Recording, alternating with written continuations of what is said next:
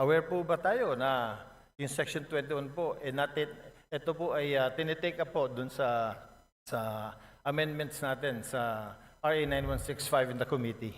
Kaya nga po, Mr. Speaker, kailangan natin balikan at bilis-bilisan po ang problema po natin sa Kongreso.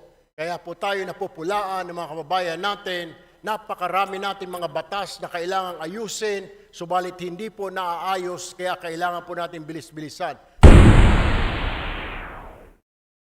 Since the requested section is to be amended, and it has been replaced already, Mr. Speaker, is that the correct manifestation should be, we request that the Senate should fast-track.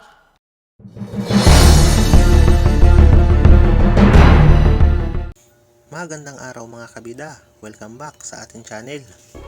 Access Party List and Deputy Majority Leader na si Erwin Tulfo na question ni Congressman Richard Gomez kung aware ba ito sa Section 21 ng RA 9165 na kasalukuyan ng tinatalakay upang maipasa na sa Senado. Ngunit ang buwelta naman ni Tulfo na alam niya ito at kailangan ng balikan at bilis-bilisan dahil napakaraming batas ang dapat ayusin sa Kongreso sapagkat napupulaan na sila di umano ng taong bayan dahil sa mabagal na aksyon. Narito ang kanilang mga naging pahayag. I would like to find out from the good congressman if you are a member of the Anti-Drugs Committee. No, I am not, my distinguished colleague. I am not a member of any committee right now since I am part of the deputy majority group, Mr. Speaker. And if you are what were you again, Mr. Speaker? Deputy Majority Floor Leader, Mr. Speaker. Deputy Majority Floor Leader. I am very sure, Mr. Speaker, that you know very well that the Committee on Anti-Drugs is very active on RA 9165. I am aware, Mr. Speaker. Oh, you are aware, Mr. Speaker. Thank you. If you are aware, Mr. Speaker, then what was the purpose of the privileged speech? I don't know if my distinguished colleague was present when I was mentioning an amendment on Section 21 of RA 9165, particularly exempting the media from being signatories in drug-related operations, particularly on confiscated items, Mr. Speaker. All right. Thank you, Mr. Speaker. The reason why I wanted to ask the good gentleman is because, you know, RA 9165 was passed already in the last Congress. And during this Congress, it has also been amended. And in Section 21 of RA 9165, I don't know if the good gentleman is aware, the Deputy Majority Floor Leader is aware that Section 21 has been taken up. Can you repeat that, Mr. Speaker? Tagalogin ko po. Aware po ba tayo na yung Section 21 po, ito po ay tinitake up po dun sa amendments natin sa RA 9165 in the committee. Kaya nga po, Mr. Speaker, kailangan natin balikan at bilis-bilisan po ang problema po natin sa Kongreso. Kaya po tayo napupulaan ng mga kababayan natin. Napakarami natin mga batas na kailangang ayusin, subalit hindi po naaayos, kaya kailangan po natin bilis-bilisan. Kung ito po ay na-take up, sana po ay mabilisan pa para kaagad po ito ay ma-review at magawan po natin ang paraan dahil ito po ay kahilingan ng mga kasamahan po ng ating Fourth Estate, Mr. Speaker. Tama po. Napakaganda pong suggestion po niyan. Since kayo po ay malakas po sa Senado, baka pwede pong sila pong sabihan ninyo dahil wala po tayong counterpart sa Senado. Tapos na po tayo sa amendments natin. At yung pong privileged speech niyo kanina, pagtanggal po ng media, personalities, pag dumarating ang inventory time, pag mayroong babaybas, wala na po sa provision.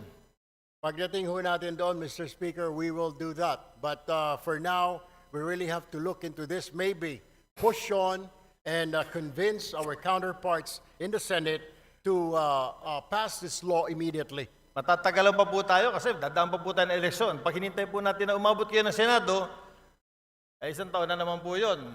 Congratulations po at inamin nyo na talagang panalo na kayo sa Senado. I'm very happy that a colleague of ours will be in the Senate soon. Pero ibabalik ko lang po, Mr. Senator, na ito pong hinihiling ninyo na tanggalin natin or i-amend natin sa Provision 21 of RA 9165, eh matagal na po naming tinabaho ito sa aming komite at tinanggal po talaga po namin to. Ang tanging hiling namin, katulad din ng hinihiling ninyo, eh sana nga po mapabilis natin ito sa Senado. Dahil sa Senado po, hindi ko alam, pero baka pwedeng kayo na po ang magsalita. Baka pwedeng kayo na mag-privilege speech. Pakisabi na bilis-bilisan po para itong hinihiling natin na ma-amend itong Section 21 ay matapos na. Alam niyo ho, I will just have to correct my colleague. Hindi pa po ako senador, Your Honor. Ako po ay isang mambabatas, ako po ay isang representative, hindi pa po ako senador. Do, tumatakbo po ako senador, nais ko lamang po linawin na ako po ay isang congressman. Correct. Ako po ay member ng AXIS Party List at hindi po ako senador. Baka ang inyo po ibig sabihin, yung aking po nakatatandang kahuya po, siya po yung senador. Pangalawa, kaya ako nga po pinapabilis-bilisan para marinig po tayo sa Senado. Nabilis-bilisan po nila dahil ito po ay hindi pa naman batas. Habang ito hindi pa po batas, ala hong saysay ang pagre-review, wala hong saysay ang pagtanggal ho natin ng section na yan, Section 21, kung hindi pa naman po ito batas. What I am trying to point out, Mr. Speaker, I guess we have to do something about it. And para marinig ko, kaya ho tayo nagka-privilege speech para marinig po tayo sa Senado. Now, we are waiting for the decision, Mr. Speaker. If I can only do a privilege speech in the Senate, then I will do so. Unfortunately, I'm still here, a member of 19th Congress, Mr. Speaker. Salamat. Salamat, Mr. Congressman. Sinabi ko lang po yung sinabi niyo na gagawin niya pagdating niyo po sa Senate. Inulit ko lang. But Mr. Congressman, we do something about it. We have done something about it. In the committee level, ito pong Section 21 na hinihiling ninyo ay wala na po.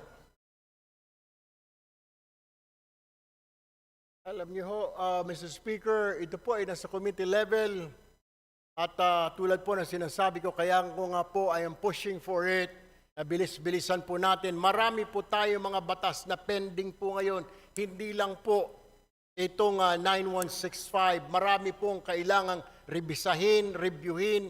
Ang kailangan lang po natin ay bilisan po dahil ang taong bayan ay nag-aantay po. At hindi po tayong ika nga ay pwedeng manahimik o kaya mag-relax dahil po nakatingin po sa atin ang ating mga kababayan at gusto po nila na bilisan ang pagpasa, pag-review, whatever, ang ng mga batas po natin, Mr. Speaker. Therefore, Mr. Speaker, I think the correct manifestation should be, since the requested section is to be amended, and it has been replaced already, Mr. Speaker, is that the correct manifestation should be, we request that the Senate should fast-track this House version of RA 9165. That, I think, is the correct manifestation, Mr. Chair.